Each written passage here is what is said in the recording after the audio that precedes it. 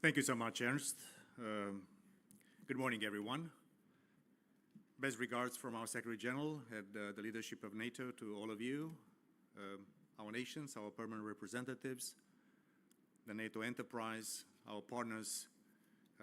It's a privilege to be here today, and also a huge honor and a deep sense of gratitude and friendship to the ministers, to Minister Kajsa Ollongren and Minister Luminița Odobescu.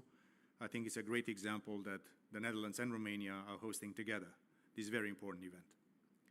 Because your two countries are both vital for NATO's cybersecurity. The Netherlands boasts a strong cyber ecosystem of cyber defense stakeholders. You are making real progress in boosting recruitment of a skilled cyber workforce through government traineeships, cyber reserve programs, and retraining initiatives. In Romania, the new Cyber Command will become fully operational later this year, strengthening the resilience of military networks. I'm also saluting the representatives of Romania working in this very important field.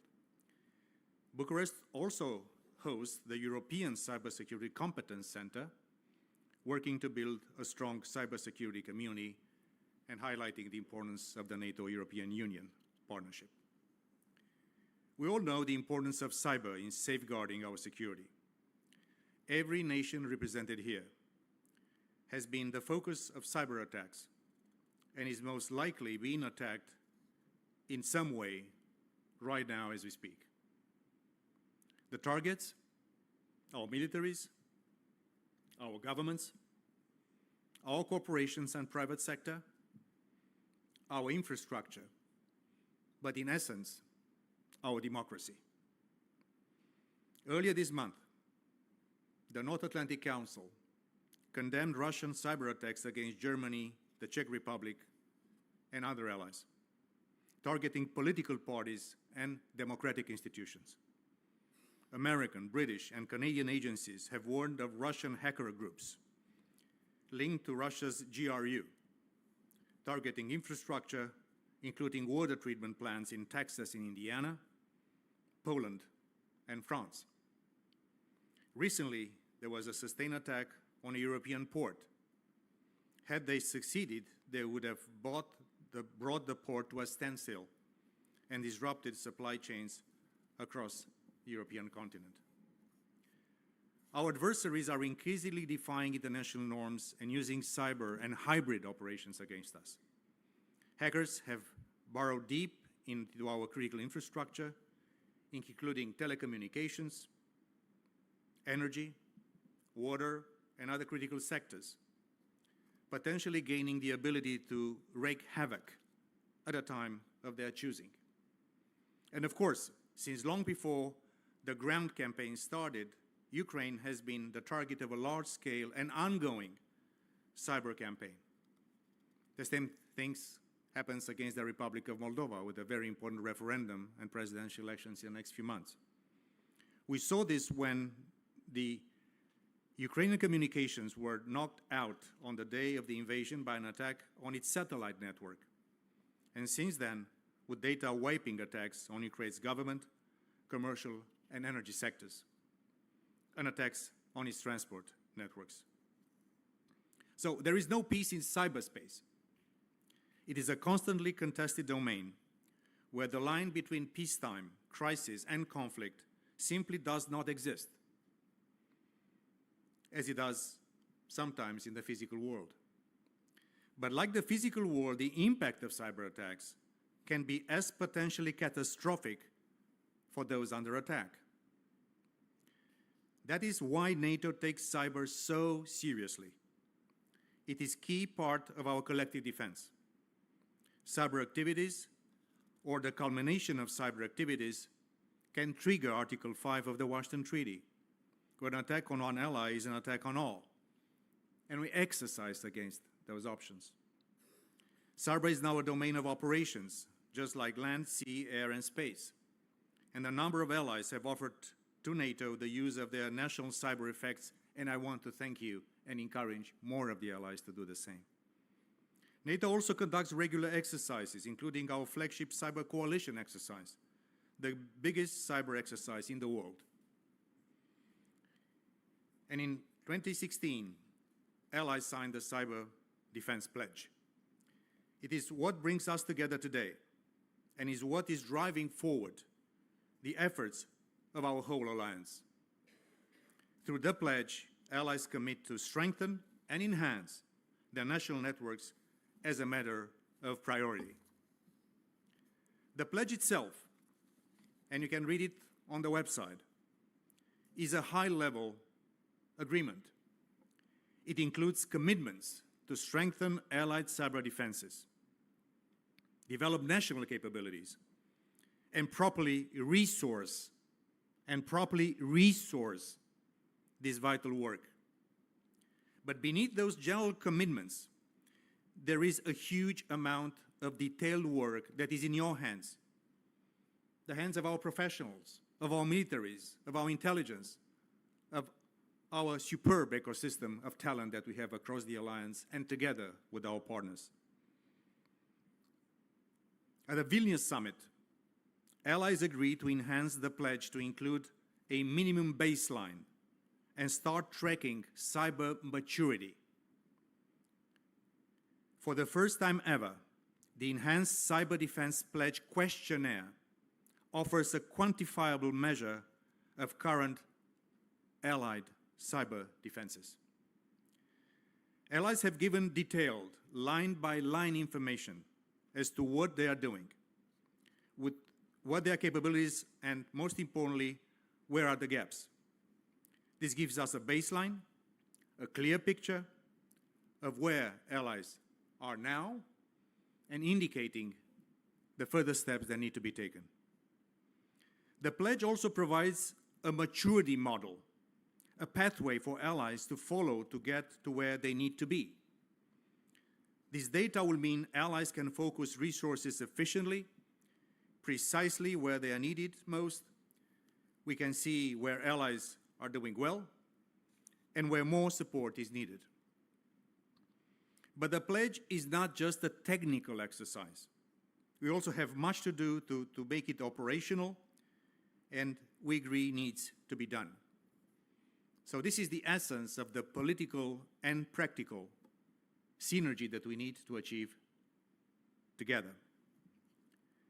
In cyberspace, as in any of the other domains, our alliance of 32 nations is only as strong as our weakest link. So just as we work hard to make sure our armies, our navies, and our air forces are compatible, capable, and have the right number of highly skilled staff, so too must our cyber defense forces. This is about how we organize our militaries when it comes to cyber, as with all disruptive technologies, and I salute David Van Fiel and his team. It is the private sector. It is the private sector, and not the military, that is the driving seat. So the question is, how do we ensure the military remains a part of the picture? How do we benefit from the extraordinary innovation happening in industry and from the vast amount of innovation intelligence collected by industry? And yes, how can we make sure that we adopt and instill in everything we do the huge advance of technology in the private sector? That's another challenge that we are facing together across our great alliance. Over the last 30 or more years, the tech industry has developed in peacetime with a peacetime mindset. But times have changed. We need a new mindset. While we are not at war, we are in a new era of strategic competition that is likely to stay with us for some time and has the potential to quickly transform into a crisis or even a conflict. So how, if the time comes, does the military support or take the lead in such a situation? The key here is to make the maximum use of NATO as a platform, fully respecting what individual allies do at the national level. But for information sharing, for policy making, for decision making, for strengthening all the allies in all corners of our great alliance, NATO is the ideal platform to do that, and we encourage all allies and our partners to make full use of our convening power in NATO. One of the big deliverables on this important topic at the Washington Summit, now just weeks away, and I know how much all of us work to make it a great success, will be our work to strengthen civil-military cooperation at all times through peacetime, crises, and conflict, recognizing and responding to what we see across the cyber threat landscape. And it's vital we continue the conversation, continue the progress, build on the progress we have, and never relent. After the summit, including at the National Cyber Coordinators meeting in the United Kingdom on the 26th and 27th of November, a beautiful new political product of NATO 2030. And as we move forward towards NATO's next summit here in The Hague next year, and I think it's a sort of a dress rehearsal, our conference today, and I salute the offer of our Dutch friends and allies for hosting our next summit. And it's vital we continue this conversation also with our partners, as I mentioned before. But no matter how ambitious we are in defending cyberspace, we can never lose focus on strengthening our resilience against cyber threats. And this conversation and the work of the National Cyber Coordinators sometimes overlaps with the National Resilience Coordinators' work. We should not work in silos. It's a continuum of threats to our security. This is why Against the Pledge plays a huge role in driving action by allies and the understanding that a huge amount of resource and investment needs to be dedicated to it. In a way, this important conference is informing the national governments and the treasuries of the investment we need to take individually and collectively. Because having strong national cyber defenses means we can be more proactive and again use NATO as a platform to enhance the resilience of the alliance as a whole, with greater situational awareness across a trusted community. Only once we improve our cyber defenses, we can get ahead of our rivals. Not only reacting to events in cyberspace, but actively shaping cyberspace. It's not only NATO allies that are adopting the Cyber Defense Pledge. Our partners, and again I salute our partners, are using the Cyber Defense Pledge questionnaire as a tool to track their own cyber defenses. In other words, NATO Cyber Defense Pledge has become a global instrument for helping nations to improve their national cyber resilience. It is important to step today, and it's my pleasure to welcome 18 NATO partner nations to the Cyber Defense Pledge Conference for the first time. This is great to be together with all our partners and to discuss our shared challenges in cyberspace and seek opportunities to cooperate on areas of shared interest. And in September in Sydney, NATO will co-host with Australia the Cyber Champions Summit, bringing together high-level national cyber policy coordinators from NATO allies and our very close Asia-Pacific partners that for the third time in a row will be attending at the highest level NATO summits, like we had in Madrid, in Vilnius, and now in Washington. Cyber is something that our partners must request from allies.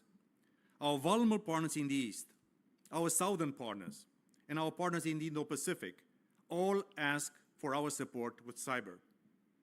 So I encourage all allies to be open to these requests and help us all become stronger and more resilient in cyberspace.